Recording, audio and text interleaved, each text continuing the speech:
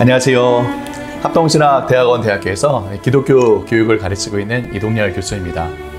지난 영상에 이어서 이제 두 번째로 세대가 겉될수록 심화되고 있는 이 젠더 이슈에 대해 그 원인과 또 대응 방안에 대해서 함께 살펴보고자 합니다.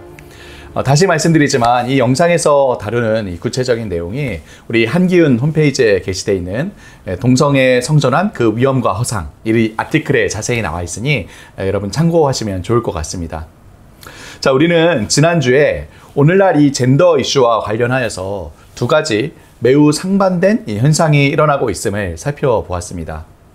우선 세대가 지나갈수록 젠더 이데올로기에 더 취약해지고 있으며 나아가 실제로 스스로를 성소수자라고 밝히고 있는 이들이 기하급수적으로 늘고 있다고 이야기했죠.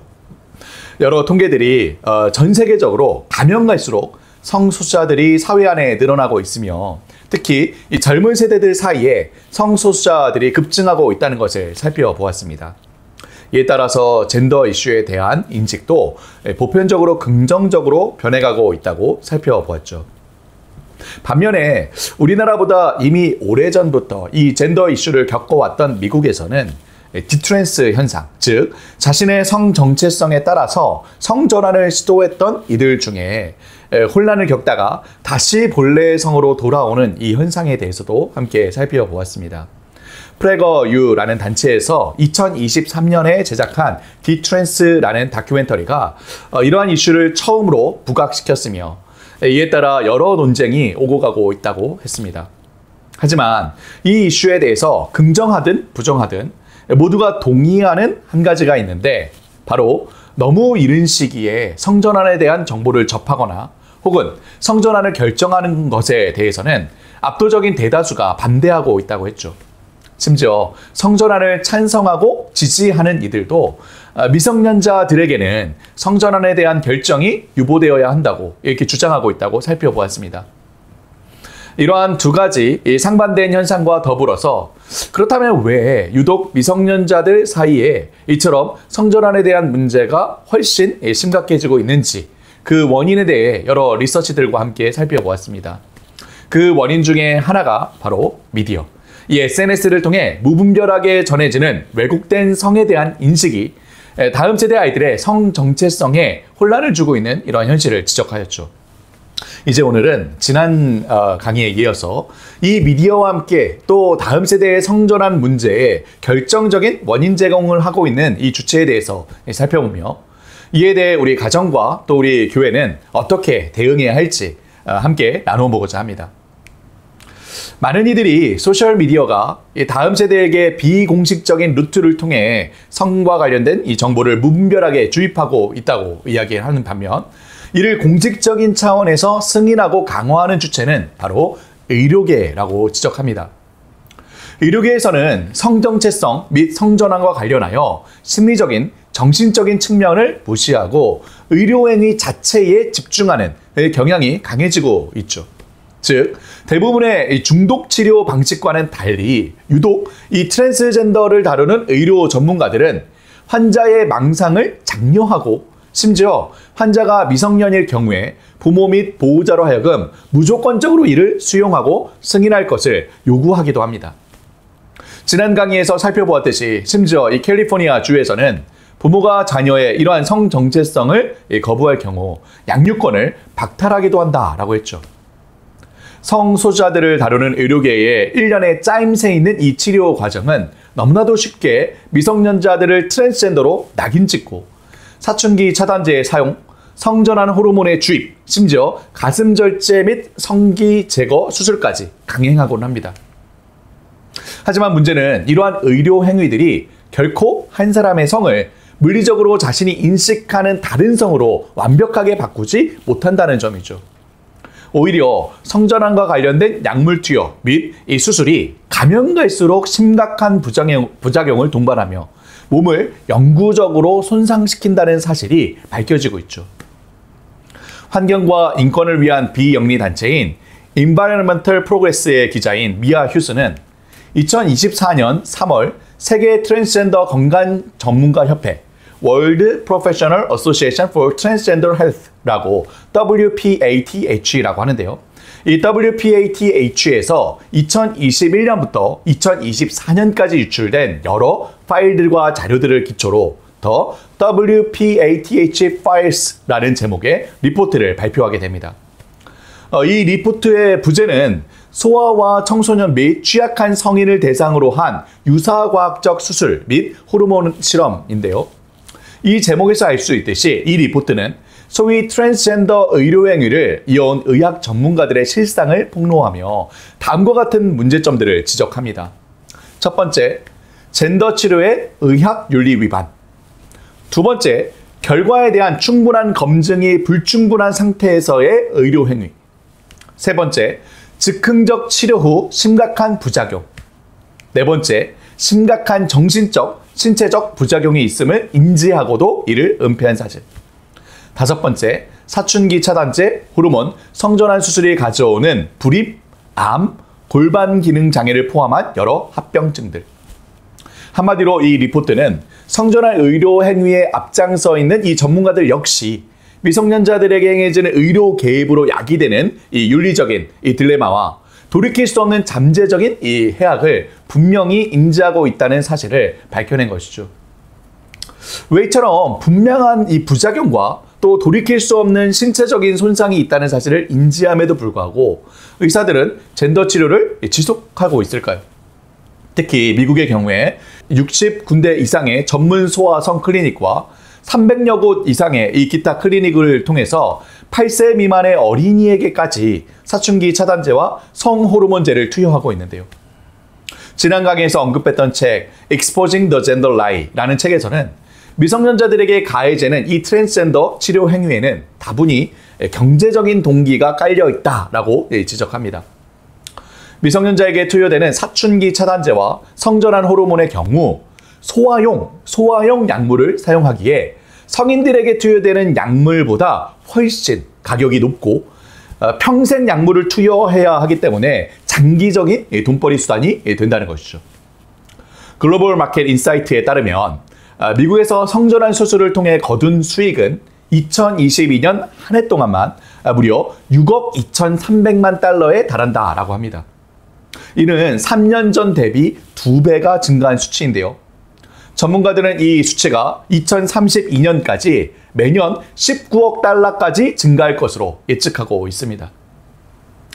이처럼 성전환 치료가 의료산업에 막대한 이익을 안겨다주고 있는 것은 분명한 사실입니다. 호르몬 투여와 물리적 수술이 여러 불가피한 부작용들을 가져온다는 사실을 분명히 인지하면서도 의료행위를 지속하고 있는 이 의료 전문가들에게 경제적인 동기가 전혀 없다라고 말할 수 있을까요? 정직하게 결코 그렇지 않다라고는 답할 수 없을 겁니다. 일례로 병원과 의사와 제약회사들은 법적 책임에 직면했을 때에 앞서 언급했던 WPATH와 같은 트랜스젠더 치료와 연관된 여러 의사협회가 마련해 온 치료 기준 뒤에 숨기 위한 방안들을 마련해 놓고 있습니다. 예를 들어서 호르몬 치료 및 성전환 수술의 부작용은 상대적으로 장기적으로 드러나기 마련인데 미국의 경우 대부분의 주들이 의료 과실 소송에 대해서는 짧게는 2년에서 4년 사이로 소멸시효를 두고 있죠. 발견 규칙을 적용해서 환자가 부작용을 발견했을 때부터 이 소멸시효를 적용하는 주들이 있지만 대부분 최대 소멸시효를 정해놓고 6년에서 10년까지로 정해놓고 있습니다. 따라서 성전환 치료 및 수술을 한 자가 여러 부작용들이 있음에도 불구하고 자신의 치료를 강제로 이어가다가 10년만 지나도 자신에게 행해진 이 의료 행위에 대한 어떤 책임도 묻지 못하고 홀로 감당해야 하는 것이죠. 정말 순수한 동기로 이들을 돕는다면 이러한 조치들을 취하고 있는 것을 어떻게 이해할 수 있을까요? 지금까지 미성년자들의 이 성전환과 관련하여 우리보다 이 상황이 앞서가고 있는 이 미국의 현실을 우리가 함께 살펴보았습니다. 소셜미디어를 통해 어린이와 청소년들에게 왜곡된 성적 정보들이 끊임없이 주입되고 있으며 이로 말미암아 성정체성 혼란을 겪는 아이들에게 상업적인 목적으로 성전환을 부추기는 의료계의 이 실태에 대해서도 함께 살펴보았죠. 1차, 2차 성징을 통해 사실 빠르게 성정체성을 확립해야 하는 아이들이 이 잘못된 시스템으로 말미암아 너무나도 쉽게 이 시대의 흐름에 휩쓸려 희생당하고 있는 것입니다. 사춘기에 접어들며 성정체성 이 역할에 대해서 일시적인 혼란이 생길 수 있으나 이는 바른 교육을 받는다면 빠르게 안정되고 자연스럽게 자신의 성에 맞는 정체성을 수립하게 됩니다. 여러 임상 연구들은 심지어 성정체성 혼란으로 의료 상담을 받은 아이들도 적게는 이 74%에서 많게는 88%까지 성적 발달이 끝나갈 때쯤에 혼란에서 벗어나서 바른 자신의 육체와 맞는 성정체성을 형성한다라고 보고하고 있죠. 그러니까 아무리 아이들이 SNS를 통해서 이 왜곡된 성에 대한 정보를 습득하고 이로 인해서 성정체성 혼란을 겪을지라도 적절한 상담과 또 치료를 받는다면 대부분 아주 빠른 시간 안에 자신의 물리적 성과 일치하는 이 성정체성을 확립하게 된다는 것이죠. 지난 강의에서도 잠깐 언급했듯이 최근 발표된 목회 데이터 연구소의 조사에 따르면 한국도 젊은 세대들 사이에 이 동성애를 지지하는 비율이 절반을 훌쩍 넘어 청소년은 52%, 청년들은 무려 60%가 동성애를 지지하고 있다라고 보고했습니다.